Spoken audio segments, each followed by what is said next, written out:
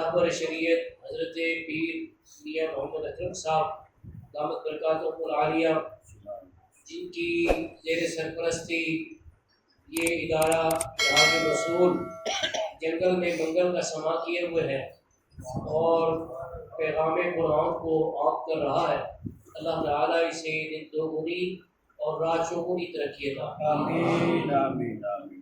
اور واجب الاحترام حضرت علامہ صاحبزادہ محمد نعمان خالد مصطفی صاحب جو اس ادارے کے متمم ہیں اور اس ادارے کو ترقی کے لیے آگے بڑھانے کے لیے کوشاں ہیں،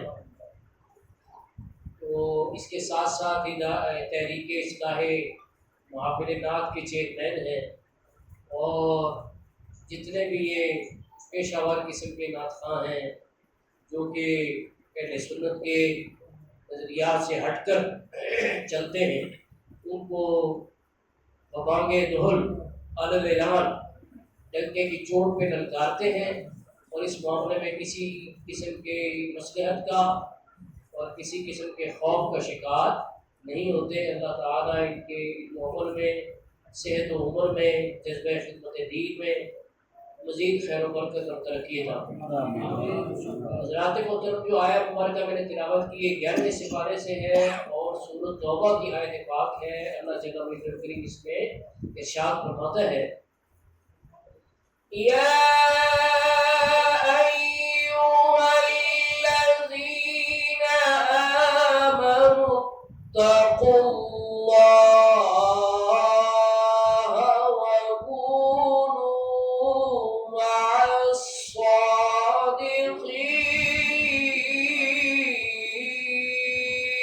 سبحان اللہ۔ اے ایمان والو، اللہ سے ڈرو اور سچوں کے ساتھ ہو۔ ایمان والوں کو حکم ہے اور تقوی اسلام کی بہترین شکل ہے پرہیزگاری، اس میں نماز بھی شامل ہے، روزہ بھی شامل ہے، اس میں زکوٰۃ بھی شامل ہے، اس میں حج بھی شامل ہے۔ اب ذہن میں یہ بات آتی کہ اسلام کی بہترین شکل وہ اتقوا اللہ میں آ گئی، اب ایک اضافی حکم کیوں دیا ہے کہ سچوں کے ساتھ ہو جاؤ؟ تو مفسرین کرام فرماتے ہیں کہ ایمان دولت ہے، اسلام ایک خزانہ ہے، شیطان ڈاکو ہے، وہ اس دولت کو لوٹنا چاہتا ہے، تو یہ دولت جو ساتھ اپنے قبر میں لے جانا چاہتا ہے وہ اللہ والوں کا دامن پکڑ لے، ان کے ساتھ ہو جائے، تو ان کے ساتھ کی برکت سے، ان کے دامن سے جڑ جانے کی برکت سے شیطان سے بندہ ایمان کی دولت بچا کے قبر میں ساتھ لے جانے میں کامیاب ہو جاتا ہے۔ اور اللہ والوں کا ساتھ تو وہ ہے کہ 15ویں پارے میں اللہ نے کتے کا ذکر کیا ہے، سورۃ الکہف، وہ کتا صحابہ کہف کا کتا ہے، اور ذکر آ جانا ہی بہت بڑا اعزاز ہے، ذکر آ جانا ہی، لیکن اللہ پاک کو اس پہ لگتا ہے اتنا پیار آیا ہے کہ اس کا پوز، اس کا سٹائل بھی بیان کر دیے کہ ایسے بیٹھا ہوا ہے وہ غار کی چوکھٹ، فرمایا وَكَلْبُهُمْ بَاسِطٌ ذِرَاعَيْهِ بِالْوَصِيدِ۔ سبحان اللہ۔ اور ان کا کتا، معلوم ہوا صرف کتے کا ذکر نہیں آیا، جب وہ ان کا بن گیا، اللہ والوں کا کتا بن گیا، تو پھر اس کی یہ شان ہوئی کہ فرمایا کہ وہ غار کی چوکھٹ پر اپنی کلالیاں پھیلائے ہوئے بیٹھا ہے، ان کا کتا جب ہو گیا۔ اسی لیے کہنے والا کہتا ہے کہ نسبت پاکاں دی مل جائے وہ جنتی ہے، پاوے کتا ہوئے بیٹھا کوئی غار دے ہوئے۔ امام اہل سنت اعلیٰ حضرت مولانا شاہ احمد رضا رحمۃ اللہ علیہ فرماتے ہیں، کیسے آقاؤں کا بندہ ہوں رضا، بول بالے میری سرکاروں کے، تیرے غلاموں کا نقش قدم ہے راہ خدا، وہ کیا بہک سکے جو یہ سراغ لے کے چلے۔ تو غلامان مصطفیٰ صلی اللہ علیہ وسلم اور یہ کرام ان کی بڑی شان ہے اور ان کی نسبت کا بڑا مقام ہے۔ آج جو یہ 14ویں صدی میں بدعت پیدا ہوئی کہ اللہ والے جو کوئی شے ہی نہیں، تو یہ 14ویں صدی کی آوازیں ہیں، ورنہ اہل اسلام ہمیشہ سے اولیاء کرام سے اکتساب فیض کرتے آئے ہیں اور ان کے مزارات پر بعد مثال حاضری دیتے آئے ہیں. یہ ہمیشہ سے اہل اللہ کا معمول رہا ہے. خود حضرت داتا گنج بخش فیض عالم علی بن عثمان الحسنی والحسینی کریم حجویری رحمۃ اللہ علیہ، آپ نے بھی 300 مشائخ سے اکتساب فیض کیا. کچھ وہ جو ظاہریہ یاد کے ساتھ متصف تھے اور کچھ وہ جو پردہ پوش ہو چکے تھے. کشف المعجوب میں آپ فرماتے ہیں کہ حضرت بلال کے مزار پر میں حاضر تھا، وہاں میری آنکھ لگ گئی. خواب میں کیا دیکھتا ہوں کہ میں مکہ شریف میں ہوں اور شہر حرم میں موجود ہوں. باب بنی شیبہ سے نبی کریم صلی اللہ علیہ وسلم تشریف لائے. اللہ تعالیٰ کرے ہم سب کو دیدار نصیب. آمین. جب سرکار تشریف لائے تو آپ نے کوڑے کو ایسے ہاتھوں میں اٹھایا ہوا تھا جیسے کسی بچے کو ہاتھ میں اٹھایا ہوا. تو کہتے ہیں میں نے بڑھ کر قدم بوسی کی اور دل میں میری یہ خیال آیا کہ یہ خوش قسمت کون ہے جس کو سرکار دو عالم صلی اللہ علیہ وسلم نے اپنے ہاتھوں میں اٹھایا ہوا ہے. یہ تو بڑا ہی خوش نصیب ہے کوئی. کہتے ہیں میرے اس دلی خیال سے نبی پاک صلی اللہ علیہ وسلم آگاہ ہو گئے. نبی غیب دان صلی اللہ علیہ وسلم آپ کو خبر ہو گئی. دلوں کے خیال میں معلوم دادا صاحب کا عقیدہ ہے کہ دلوں کے خیال بھی نبی پاک صلی اللہ علیہ وسلم جانتے ہیں. تو آپ نے فرمایا علی اجمیری یہ تیرا اور تیرے ملک والوں کا امام ابو حنیفہ ہے. اب اس خواب سے حضرت داتا گنج بخش رحمۃ اللہ علیہ نے ایک نتیجہ بھی نکالا ہے. وہ نتیجہ یہ ہے کہ اگر کوئی امام ابو حنیفہ خود چل رہے ہوتے تو وہ خطا کے مرتکب ہو سکتے تھے، لیکن وہ خود نہیں چل رہے، حضور انہیں چلا رہے ہیں. تو نبی پاک صلی اللہ علیہ وسلم بھی خطا سے پاک ہے، تو جس کو وہ چلائیں گے وہ بھی خطا سے پاک.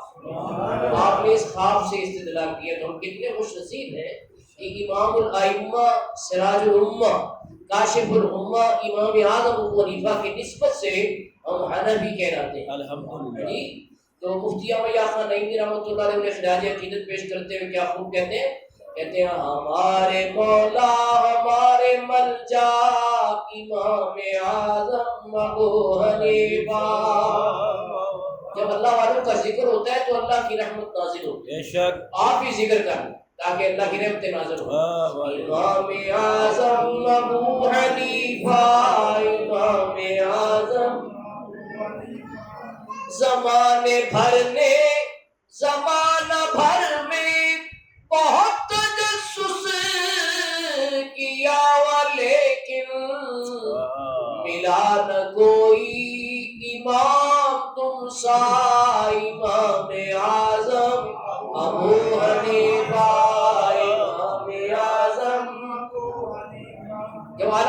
جب دادا گنج بخش رحمۃ اللہ نے امام اعظم کا مستقل ذکر کیا تو پتہ کیا لقب لکھے؟ امام امامہ. کیونکہ فارسی میں کتاب ہے نا، اماموں کا امام، امام امامہ مقتدائے سنیوں، سنیوں کے مقتدا امام اعظم ابو حنیفہ رحمۃ اللہ. تو مفتی احمد خان نعیمی صاحب کہتے ہیں کہ پوری دنیا میں ساری دنیا نے گھوم پھر کر دیکھا کہ ائمہ فقہ میں کوئی امام ابو حنیفہ جیسا ہو، تو کہتے ہیں ملا نہ کوئی امام تم سا امام اعظم ابو حنیفہ. بہرحال یہ تو ایک مستقل موضوع ہے. امام اعظم رحمۃ اللہ علیہ کی شان میں یہ عرض کر رہا تھا کہ مزارات پر حاضری دینا اور ان سے اکتساب فیض کرنا یہ ہمیشہ سے اہل اسلام کا معمول چلا آیا ہے. یہ 14ویں صدی میں بدعت پیدا ہوئی کہ مزاروں پر کیا ملتا ہے، درباروں پر کیوں جاتے ہو، یہ اب کی آوازیں ہیں. وغیرہ ہمیشہ سے اہل اسلام مزارات پر حاضری دیتے چلے آئے ہیں. میں کشف المعجوب کا ذکر کر رہا تھا. خود دادا صاحب رحمۃ اللہ لکھتے ہیں کہ مجھے ایک رکاوٹ پیش آ گئی، ایک مشکل پیش آ گئی. روحانیت میں آ جاتی ہے مشکل. کہتے ہیں میں حضرت بایزید بستامی رحمۃ اللہ علیہ کے مزار پر حاضر ہوا تو وہاں حاضری کی بدولت میری وہ مشکل دور ہو. اس سے یہ معلوم ہوا کہ دادا صاحب یہ بتا رہے ہیں کہ درباروں پر حاضری سے مشکلیں دور ہو جاتی ہیں. پھر ایک رکاوٹ آ گئی تو 3 مہینے حضرت بایزید بستامی کے مزار پر جاتا رہا تو وہ مشکل حل نہ ہوئی. اب کہتے ہیں سفر میں تھا، ایک خانقاہ میں ٹھہرا، وہاں پہ بڑے موٹے تازے درویش تھے. انہوں نے مجھے سوکھی روٹی کھانے کے لیے دی اور ساتھ میں یہ کہا کہ تم ہمارے میں سے نہیں ہو، ہم میں سے نہیں ہو. جو آپ نے فرمایا میں نے دل میں کہا میں واقعی تم میں سے نہیں کہ تم ظاہر بھی ہو، 2 نمبر، تم ظاہری طور پر 2 نمبر اور جعلی درویش ہو، تو میں تم میں سے نہیں۔ اب کہتے ہیں صاحب کہتے ہیں کہ وہ ہنس رہے تھے، بلا وجہ نہیں ہنسنا چاہیے، کثرت الضحک تمیت القلب، بہت زیادہ کہہ کے مار کے ہنستا ہے نا اس کا دل مردہ ہو جاتا ہے۔ ہاں تبسم ہمارے آقا صلی اللہ علیہ وسلم کی سنت ہے، جس کی تسکین سے روتے ہوئے ہنس پڑے اس تبسم کی عادت پہ بھلائی کا دور ہے۔ لوگ کہتے ہیں یار کہاں سے پیسے لائے، ہم بھی اللہ کے راستے میں خرچ کرنا چاہتے ہیں، ہم صدقہ کرنا چاہتے ہیں تاکہ بلائیں ٹل جائیں۔ تو حدیث پاک میں اور کوئی تمہارے پاس رقم نہیں ہے تو تم اپنے مسلمان بھائی سے مسکرا کر ملو، یہ بھی صدقہ، تو بلائیں ڈالنے کا صدقہ نہ ہو جائے، ٹھیک ہے۔ تو کہنے کا مقصد یہ کہ کہتے کہہ کے مار رہے تھے وہ داسا فرماتے کہہ کے مار رہے ہیں، مجھے میری طرف کیا وہ طنز کر رہے ہیں، میرے پہ آوازیں کس رہے ہیں، کہتے میں برداشت کر رہا ہوں۔ پھر انہوں نے انتہائی کر دی کہ خربوزے کھا رہے ہیں اور خربوزے کھا کے چھل کے میرے اوپر پھینک دی، کہتے میں اس کو برداشت کر، برداشت جب میں کر گیا تو اس کا صلہ کیا ملا کہ 3 مہینے سے جو میرا مقام پھنسا ہوا تھا نا وہ مقام طے ہو گیا۔ مشکل ہے اللہ ہمارے لوگوں کی ایذا پر صبر جب کرتے ہیں تو ان کے روحانی مقامات بلند ہوتے ہیں۔ اچانک اب ذکر آ گیا تو میں عرض کروں، حضرت غلام حیدر شاہ بادشاہ پیر سیال کے خلیفہ ہوئے چراغ پوشی، ان کے لنگر سے ایک شخص کو 1 روٹی ملتی تھی تو روٹی بھی کھاتا تھا لیکن نہ شکرہ اور نہ قدرہ تھا، تو حضرت شاہ غلام حیدر صاحب ان کو برا بنا دیتے تھے۔ کسی نے چغلی لگائی کہ حضرت صاحب دیکھو وہ تو آپ کو بہت برا کہتا ہے، روٹی بھی کھاتا ہے لنگر سے اور آپ کو برا کہتا ہے۔ آپ نے فرمایا اس کی 1 روٹی کی بجائے 2 روٹیاں، وہ حیران ہوئے کہ ہم نے تو کہا تھا اس کو کچھ سزا دیں گے، غلام حیدر شاہ صاحب نے کمالی کر کے انہوں نے کہا یہ 1 روٹی ملتی ہے 2 روٹی دینی شروع کر، 2 روٹیاں دینی شروع کر دی۔ کچھ عرصہ گزرا، اس نے برا بلا کہنا بند کر دیا، معتقد ہو گیا۔ اب اطلاع دی گئی غلام حیدر شاہ صاحب کو کہ جناب وہ جو بندہ ہے تنقید کرتا تھا اب تو وہ نہیں کرتا، اس نے اپنی یہ عادتیں بد چھوڑ دی ہے، تو فرمایا اس کی روٹی 1 کر۔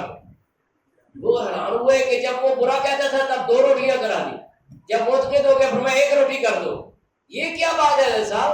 فرمایا وہ ہمارا کام کرتا تھا ہم اس کا کام کرتے۔ وہ کیسے؟ کہا جب وہ مجھے برا کہتا تھا میں اس پہ صبر کرتا تھا، جب وہ مجھے ایذا دیتا تھا میں اس پہ صبر کرتا تھا تو اللہ تعالیٰ میرے درجات کو بلند کر دیتا تھا، اس سے میرا ہی کام ہو رہا تھا، تو اس لیے میں نے کہا اس کی 2 روٹیاں کرو۔ اس سے معلوم ہوا کہ اہل اللہ لوگوں کی طرف سے جو اذیتیں آتی ہیں تکلیفیں آتی ہیں ان پہ صبر کرتے ہیں تو صبر کی بدولت ان کے درجات طے ہو جاتے ہیں، ان کے روحانی مقامات اور درجات بلند ہو جاتے ہیں۔ ہاں اس کا یہ مطلب نہیں ہے کہ کوئی کہے یار ولیوں کو اوپر تنقید کرنا یہ جائز ہے، اس شخص کا پھر غلط ہے، لیکن حضرت غلام حیدر شاہ صاحب کو اسے برداشت کرنا اور اس پہ صبر کرنا، اس سے یہ پتہ چلا کہ اس سے مقامات کیا ہیں طے ہو جاتے ہیں۔ اللہ کے ولیوں پر تنقید نہیں کرنی چاہیے۔ بخاری شریف میں حدیث ہے 6502، اس میں یہ لکھا ہوا ہے من عادى لي وليا، حدیث قدسی ہے، من عادى لي وليا فقد آذنته بالحرب، جس نے میرے ولی کے ساتھ دشمنی کی اس کے ساتھ میرا اعلان جنگ ہے، اس کے ساتھ میرا اعلان۔ یہاں پر پھر ایک سوال پیدا ہوتا ہے کہ اللہ پاک نے اعلان جنگ کر دیا ولیوں کے دشمنوں سے، ولیوں سے بغض رکھنے والوں سے، تو بندہ جب کسی سے جنگ کا اعلان کرتا ہے تو وہ اس کی جان لینے کی کوشش کرتا ہے، یہاں تک کہ جان سے مار دیتا ہے، لیکن خدا تو علی کل شیء قدیر ہے، وہ بجائے جان لینے کے، یعنی انسان اس کا بندہ ہوتے ہوئے اس کی مخلوق ہوتے ہوئے وہ جان لے لیتا ہے، لیکن اللہ تعالیٰ جان نہیں لیتا۔ ولیوں کے دشمن موٹے تازے کھاتے پیتے چلتے پھرتے نظر آتے ہیں، اس کی کیا وجہ ہے؟ فرمایا جب اللہ کسی سے جنگ کرتا ہے تو وہ جان نہیں لیتا، کیوں؟ اس نے جان مکھی کو بھی دی ہے، اس نے جان مچھر کو بھی دی ہے، تو اس کے نزدیک جان کی اہمیت نہیں۔ جب اللہ کسی سے جنگ کرتا ہے تو اس کی جان نہیں بلکہ اس کا ایمان چھین لیتا ہے، وہ ایمان کی دولت سے محروم ہو جاتا ہے۔ اس لیے جس شخص کو اولیاء اللہ کا بے ادب پائے اس کے سائے سے بھی دور ہٹ جائیں کہ یہ اپنا ایمان تو دوڑ میں لگا بیٹھا ہے، کہیں ہمارے ایمان کی دولت بھی نہ چھین لے جی۔ اس لیے ولیوں کے دشمن سے کیا ہے؟ بچ کر رہے کہ ولی کا دشمن جو ہے خود بھی اللہ کی رحمت سے محروم ہے اور جو اس کے پاس بیٹھتا ہے وہ بھی اللہ کی رحمت سے محروم ہو جاتا ہے. اور جو ولیوں کے پاس بیٹھتا ہے جو اللہ والوں کی محفل میں جاتا ہے بخاری مسلم کی متفق علیہ حدیث ہے جس میں لکھا ہے کہ ذکر کی محفل سے ہو کر جب فرشتے جاتے ہیں, بڑی طویل حدیث ہے, آخر میں آتا ہے کہ اللہ پاک فرماتا ہے کہ اے فرشتوں گواہ ہو جاؤ میں نے سب کو بخش دیا. یا اللہ ان میں سے ایک بندہ تو محفل کی نیت سے نہیں آیا تھا, وہ تو جا رہا تھا کسی کام سے, بائی بھی گئے سرے رہا, اس نے دیکھا محفل لگی وہ بھی بیٹھ گیا, تو کیا وہ بھی بخشا گیا ہے؟ اب اس کا جواب سنو ذرا. اللہ پاک فرماتے ہیں کہ وہ بھی بخشا گیا ہے. کیوں؟ ہم قوم لا یشقی جلیسہم, یہ ذکر کرنے والے لوگ وہ لوگ ہیں, یہ مجھے یاد کرنے والے لوگ وہ لوگ ہیں جو ان کے پاس بیٹھتا ہے وہ بھی محروم نہیں رہتا. جو پاس بیٹھتا ہے وہ بھی محروم نہیں رہتا. تو اس لیے اللہ والوں کی صحبت میں بیٹھنا چاہیے.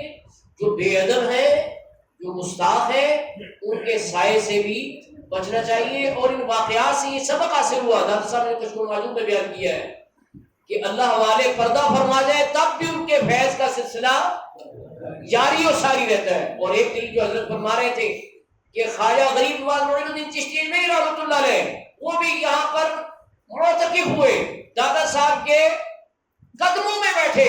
آپ نے دیکھا نا اینگل, وہ مواجہ میں بھی بیٹھ سکتے تھے, وہ سرانے میں بھی بیٹھ سکتے تھے, لیکن حضرت خواجہ صاحب نے اپنے عمل سے قیامت تک کے لوگوں کو سمجھایا کہ اگر کچھ حاصل کرنا ہے تو ادب سے آؤ, احترام سے آؤ, کیونکہ ادب پہلا قرینہ ہے محبت کے قرینوں میں. تو اگر کچھ لینا ہے تو پھر ادب سے جھولی پھیلاؤ. تو جو اللہ والے ہیں دیتے ہیں سب کچھ, مگر ان سے لینے کا چاہیے ڈھنگ, کچھ کوئی طریقہ چاہیے, حسن طلب چاہیے. تو جب وہ فیض کی برستی بارش دیکھی, آج لوگ اس مسئلے پر بحث کر رہے ہیں کہ اللہ والے کچھ دے سکتے ہیں کہ نہیں دے سکتے. خواجہ صاحب نے فرمایا تمہیں پتہ ہی نہیں ہے, تم دینے نہ دینے کی بحث کر رہے ہو, وہ تو خزانے دے رہے ہیں. گنج فارسی میں خزانے کہتے ہیں. تو داتا گنج بخش جو ہے یہ تھوڑا سا نہیں دیتے, وہ خزانہ ہی دے دیتے ہیں اور پوری دنیا کو فیض دے رہے ہیں. فیض عالم ہے, نور خدا کے مظہر ہے, ناقصوں کے پیر کامل ہے اور کاملوں کے رہنما ہے جی. اور جو اقبال نے نظم لکھی ڈاکٹر صاحب کی شان کو, اس میں اسی طرح اشارہ کرتے ہوئے کہا سید اجویر مخدوم امم, جو اجمیر کا سید ہے, سچا سچا سید, بناوٹی نہیں. آج کل بناوٹی بھی بڑے پیدا ہو, یہ حسنی سید ہیں. دادا صاحب باپ کی طرف سے کیا ہے حسنی, والدہ کی طرف سے حسینی. حضرت غوث اعظم شیخ عبد القادر جیلانی وہ بھی والد کی طرف سے حسنی, والدہ کی طرف سے. حضرت عبداللہ شاہ غازی والی کراچی وہ بھی والد کی طرف سے حسنی, والدہ کی طرف سے حسینی. غریب نواز معین الدین چشتی والد کی طرف سے حسنی, والدہ کی طرف سے حسینی. یہاں تک کہ قرب قیامت میں جب حضرت امام مہدی آئیں گے وہ بھی حضرت امام حسن کی اولاد میں سے.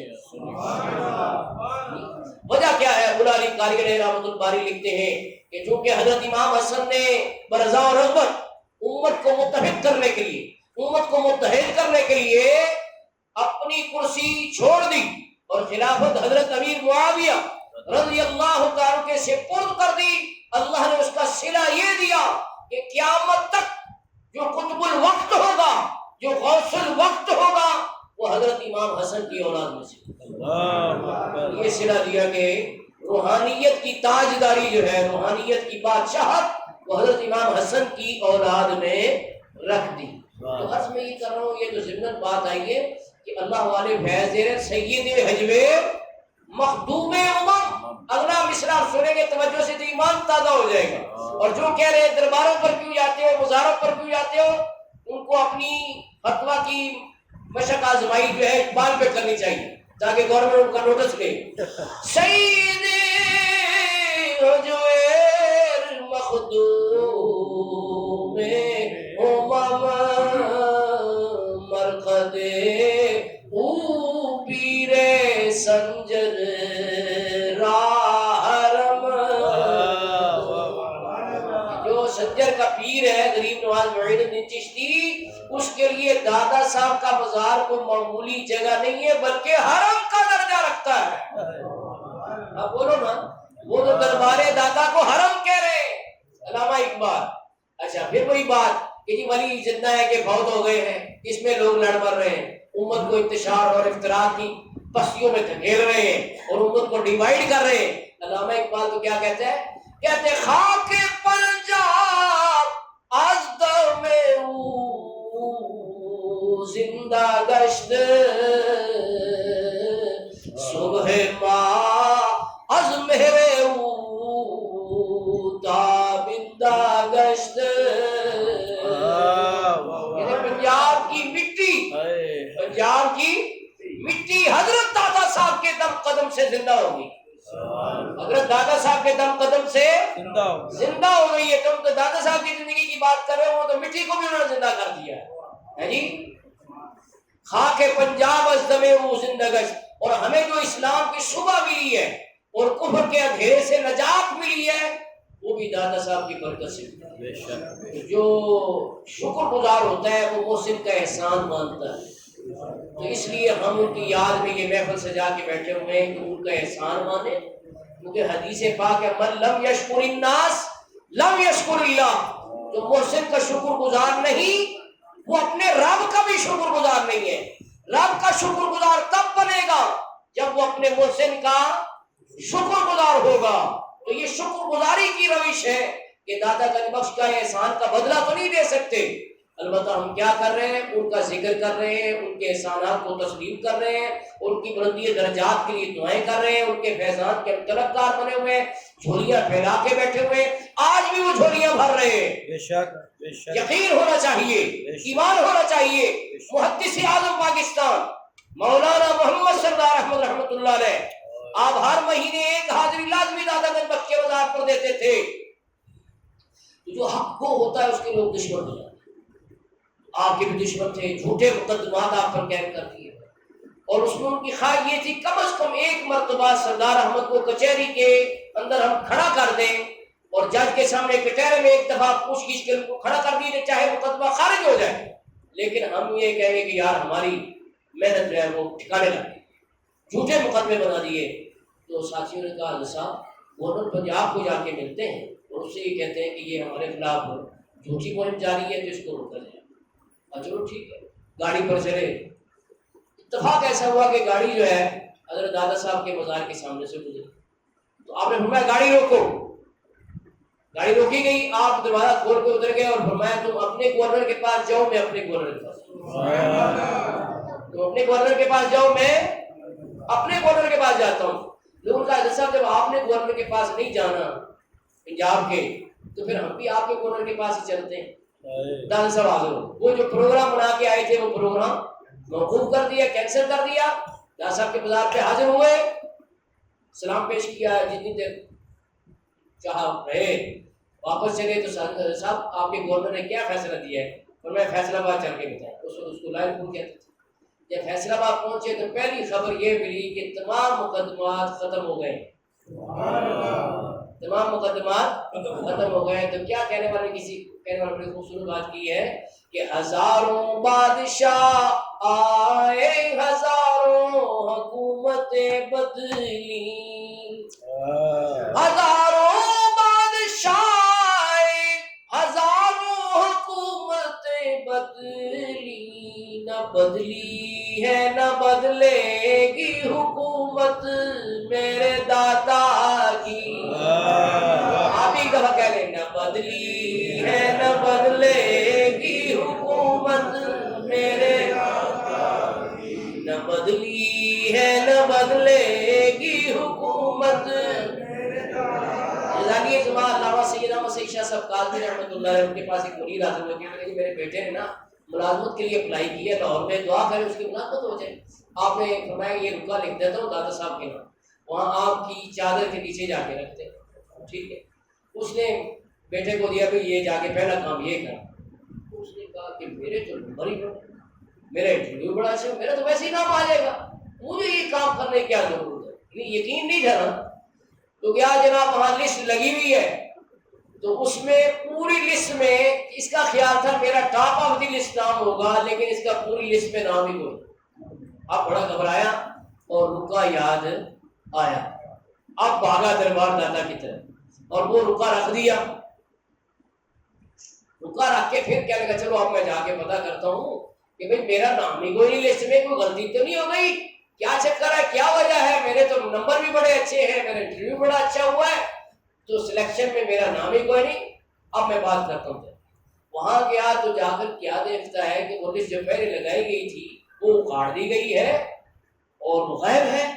اس نے کہا کہ بھئی لسٹ تھی وہ کیا وجہ ہوئی کہ وہ لسٹ کاٹ دی ہے؟ انہوں نے کہا کہ اصل میں کوئی کلیریکل مسٹیک ہو گئی، لسٹ دوبارہ لگائی جائے۔ اچھا چلو دیکھتے ہیں کیا لگتی ہے۔ اب لسٹ دوبارہ جب بن کے آئی، انہوں نے ڈسپلے کی تو ٹاپ آف دی لسٹ اس کا نام لکھا ہوا۔ اب سمجھ میں آیا یار یہ کیا، رکے میں کیا لکھا تھا کاظمی صاحب نے؟ وہاں گیا، وہ چادر اٹھائی، رکا، کھول کے پڑھا تو پتہ کیا لکھا ہوا ہے؟ لکھا ہے دادا صاحب یہ میرے مرید کا بیٹا ہے، اس کو اپنے پاس رکھ لیں، اس کو اپنے حکومت ہے نہ بدلی ہے نہ بدلے گی حکومت، میرے ہزاروں بادشاہ ہزاروں حکومت بدلی نہ بدلی ہے نہ بدلے گی حکومت۔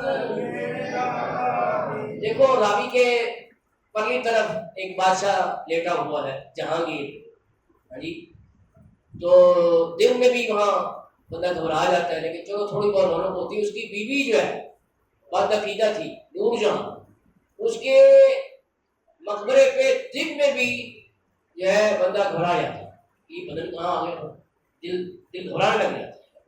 تو اس لیے ایک شاعر کہتا ہے راوی کے کنارے چھوٹا سا ایک مکان ہے، دن کو بھی وہاں شب کی سیاہی کا گماں ہے، کہتے ہیں کہ یہ آرام گاہ نور جہاں ہے، دن کو بھی وہاں شب کی سیاہی کا گماں ہے۔ بادشاہ اور اس کی بیوی والے نے بہت بڑا اپنے انداز میں مقبرہ بنایا، بہت بڑا باغ بنایا ہے، لیکن دن کو بھی رات کا سما ہوتا ہے، اور راوی کے پرلے طرف دادا صاحب کا مزار ہے جہاں رات کو بھی دن چڑھا ہوا، جہاں رات کو بھی دن چڑھا ہوا۔ یہ کیا بات ہے، یہ ہے وعدہ الہی کا عملی نظارہ۔ فاذکرونی، میرا ذکر کرو میں تمہارا چرچا کر دوں گا۔ جو اللہ کا ولی ہے اس نے اپنی 60 70 یا 80 سالہ زندگی میں اللہ کا ذکر کیا، دنیا چلا گیا، پردہ پوش ہو گیا، اور اللہ باقی ہے، وہ گناہ سے پاک ہے، وہ پھر اپنا وعدہ پورا کرتا ہے، قیامت تک ڈنکے ہی بجتے چلے جاتے ہیں۔ اب دیکھو 1000 سال ہونے کو آ رہے ہیں دادا صاحب رحمۃ اللہ علیہ کو، آج بھی ذکر ہو رہا ہے، تو یہ کیا بات ہے، انہوں نے اپنی زندگی اللہ کی بندگی میں گزاری۔ تو یہ ہمیں میسج مل رہا ہے کہ اللہ کی بندگی کرو، اللہ کا ذکر کرو، پانی دنیا سے دل مت لگاؤ، اللہ سے محبت کرو۔ کچھ معجوم میں ہی دادا صاحب رحمۃ اللہ لکھتے ہیں مجھے خواب میں سرکار کی زیارت، دعا کرو ہمیں بھی ہو جائے۔ اچھا تو کہتے ہیں میں نے سرکار کی بارگاہ میں عرض کیا رسول اللہ مجھے کوئی وصیت فرمائیں۔ سرکار کو کیا وصیت، ایک جملے میں، کوئی لمبی چوڑی، تو سرکار فرماتے اوتی تو جوامع الکلم، مجھے جامع کلمات عطا کیے گئے۔ تو وہ جامع کلمات سرکار نے فرمایا اے علی اجمیری اپنے حواس پہ قابو پا لو، اپنے حواس پہ، یہ جامع جملہ فرمایا۔ اب اس کا مطلب کیا ہے، آنکھوں سے بندہ دیکھتا ہے فرمایا آنکھ سے برا نہیں دیکھنا، کان سے بندہ سنتا ہے فرمایا کان سے برا نہیں سننا، زبان سے بولتا ہے فرمایا زبان سے غیبت نہیں کرنی، چغلی نہیں کرنی، جھوٹ نہیں بولنا، فحش گوئی نہیں کرنی، گالی نہیں دینی، فضول کوئی نہیں کرنی، یہ زبان کو قابو کر لو۔ تو یہ حواس ہے، ہاتھ سے برا کام نہ کرو، پاؤں سے چل کر کہیں بری جگہ نہ جاؤ، بلکہ نیک کام کرو، ہاتھ اللہ والوں سے ملاؤ، پاؤں سے چل کر مسجد جاؤ، ولیوں کے مزارات پر جاؤ، اللہ لے جائے تو مکے جاؤ، مدینے جاؤ، ہاں جی اللہ اکبر۔ ایک فارسی شاعر نے بڑی خوبصورت بات کی ہے، وہ کہتا ہے کہ تم ان حواس پہ قابو پا لو پھر کیا نتیجہ نکلے گا، کہتے ہیں چشم بندو گوش بندو لب پابند، اپنی آنکھ کو برا دیکھنے سے بند کر لو۔ بند کرنے کا مطلب یہ ہے صحیح چیزیں دیکھو، اللہ والوں کا دیدار کرو، قرآن پاک کی زیارت کرو، ہاں جی مدینے پاک کی زیارت کرو، مکے پاک کی زیارت کرو، دادا صاحب کے مزار کی زیارت کرو، علماء کی زیارت کرو، یہ ساری نیکیاں ہیں ہاں؟ لیکن ہمارا کہ آنکھ بند کر لینی کس سے؟ برا دیکھنے سے، نامحرم عورتوں کو دیکھنے سے، بری فلمیں دیکھنے سے، ہاں برے مناظر دیکھنے سے آنکھ بند کر لو، پھر کیا ہوگا سنو، وہ شاعر کیا کتنی بڑی بات کر گئے، کہتے ہیں چشم بندو گوش بندو لب پابند گر نہ بینی سر حق برما بخند، کہتے اس کے باوجود اگر تمہیں حق کے اسرار نظر نہ آئے پھر جتنا چاہے ہمارا مذاق اڑا لے، ہم پہ ہنس لینا، لیکن یہ تین کام کر کے تمہیں اگر اسرار الہی نظر نہیں آتے پھر ہمارا مذاق اڑانا کیا مطلب ہے؟ کہ جب ان چیزوں کے اوپر تم قابو پالو گے پھر تمہیں حق کے اسرار اور حق کے راز نظر آئیں گے۔ یہ وہ کہنے والا کہہ رہا ہے تو اللہ تعالیٰ سے دعا ہے کہ اس پہ عمل کریں گے۔ دادا صاحب رحمۃ اللہ علیہ اس سے خوش نہیں ہو گئے جو ناچتا گاتا لٹکتا مٹکتا شرارتیں کرتا عورتوں کو چھیڑتا، جی میں چادر لے کے دربار میں، ایسے چادر لے کے جاتے، چادر لے کے جائے تو اللہ ہو کے ذکر کرتے ہیں، نعرہ تکبیر و نشان لگا کر اللہ کے ولی کے دربار پر جا رہا ہے، لٹکتا مٹکتا ادھر ادھر دیکھتا ناچتا گاتا عورتوں کو چھیڑتا، استغفر اللہ۔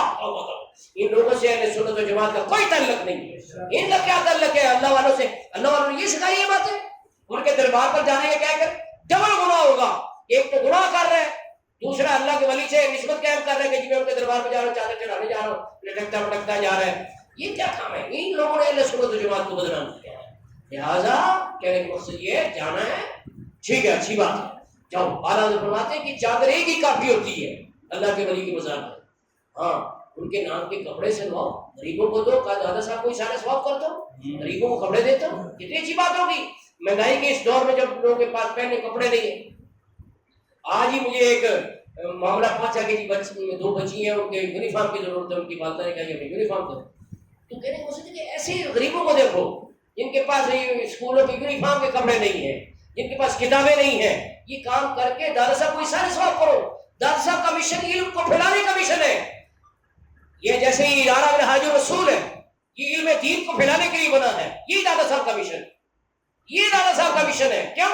کشف المحجوب کا پہلا چیپٹر اس بات علم کے بیان میں، علم کی عظمت کیا ہے۔ دادا صاحب فرماتے ہیں کشف المحجوب میں کہ میں اونٹوں کی زکات کے مسائل بیان کر رہا تھا، ایک درویش بیٹھا ہوا کہنے لگا میرے پاس تو مال ہی کوئی نہیں ہے، میں نے یہاں بیٹھ کے کیا کرنا ہے، تو اٹھ کے جانے لگا۔ تو دادا صاحب فرماتے ہیں میں نے اسے کہا کہ اگر تو مال نہیں رکھتا تجھ پر زکات فرض نہیں ہے، پھر بھی تجھے مسائل سیکھنے چاہیے، کیا پتا ہے کہ تو لینے والوں میں آ جائے، تو لینے کے لیے آ جائے تجھے پتا ہونا چاہیے، فرض مسائل کو تمہیں علم ہونا چاہیے۔ دادا صاحب رحمۃ اللہ ایک بہت بڑے عالم دین تھے، آج ان کی کتاب کے اندر جو حدیثیں اکثر بیان کیا جاتا ہے کہ صوفیاء جو ہے حدیث بیان کرتے ہوئے احتیاط سے کام نہیں لیتے، لیکن دادا صاحب کی جو کتاب کشف المحجوب جو انہوں نے اپنی میموری سے یادداشت نے لکھی کشف المحجوب، اس میں جتنی احادیث ہیں ان کی تخریج ہو چکی ہے، پنجاب یونیورسٹی سے چھپی الزاد المطلوب بتخریج احادیث کشف المحجوب ہے جی۔ دادا صاحب اتنے بڑے محدث ہیں، وہ صحیح صحیح احادیث بیان کرتے ہیں، صحیح ہے جی۔ تو اس لیے کشف المحجوب کا بھی مطالعہ کریں۔ نظام الدین اولیاء رحمۃ اللہ علیہ فرماتے ہیں کہ جس کو پیر کامل نہ ملے وہ کشف المحجوب کا مطالعہ کرے، اسے پیر کامل مل جائے۔ اب اس کے دو مطالب ہو سکتے ہیں۔ نمبر ایک، پہلا مطلب کیا ہے؟ پہلا مطلب یہ ہے کہ اس میں جو پیر کی نشانیاں بتائی گئی اس کی مدد سے اسے پیر صحیح نظر آ جائے گا کہ ہر پیر پیر نہیں ہوتا، کئی پیڑ بھی ہوتے ہیں تو ان کے پیچھے نہیں چلنا چاہیے، جو صحیح پیر کامل ہے اس کی کیا نشانی وہ نظر آ جائے گی، یا ممکن ہے کہ نہ ملے تو پیر کامل کے طور پر یہ کتاب اسے گائیڈ کر دے گی کہ راہ طریقت میں کیسے چلے، ٹھیک ہے۔ انگلش میں ترجمہ ہو چکا ہے، میرے پاس انگلش ترجمہ موجود ہے جی، عربی میں ترجمہ ہو چکا ہے، وہ بیرون سے چھپا۔ تو یہ ہے کہ صدیوں پہلے انہوں نے اخلاص نیت کے ساتھ ایک دین کا کام کیا، اللہ تعالیٰ سے قبول عام عطا فرمایا، دنیا کے کونے کونے میں ان کی کتاب فیض رساں اور فیض بخش یہ تصوف کے اولین کتب میں سے، ٹھیک ہے نا جی۔